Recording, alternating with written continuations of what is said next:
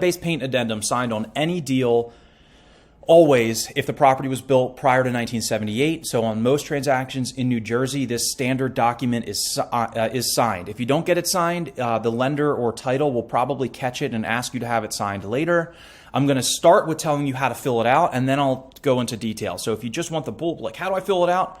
That's right now. So put the property address here. The seller is going to initial, all sellers initial on A, B, and C. Seller's initial on A, B, and C, and then you check off this box, no knowledge, and this box, no reports. So check these boxes off for your seller. Otherwise, they'll probably check the wrong box off.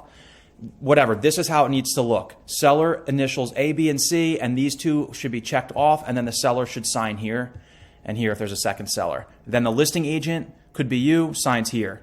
Now, if you're the buyer's agent, you're just going to leave all this blank and you're going to jump right down to the purchaser's spot. So if you're filling out the contract documents, you're going to add this in your room and you're going to make sure that you have your buyer initial on under section 6 here. So buyer initials in A, B, and C.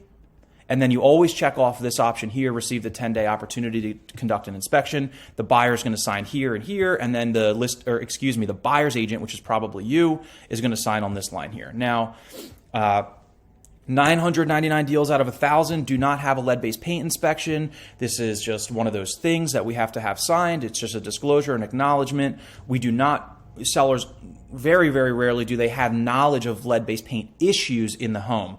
If they do, you'll know, or you should know, because they're going to have some type of report or inspection or something like that that they can provide you, in which case you're going to check off one of these other options here. And if that happens, if you have a deal where there is known lead-based paint issues, make sure you reach out to your broker, another agent, your coach, somebody so you fully understand the implications of that. But for the 999 out of 1,000 where we don't have any lead-based paint issues that we know of, how I just told you to fill it out is how you're going to do it. And when you do have your home inspection, if there is anything glaring, the home inspector will point it out to your buyer. At that point, you could always negotiate or add time or whatever you need if the buyer does want to have a lead-based paint risk assessment, but those are extremely rare.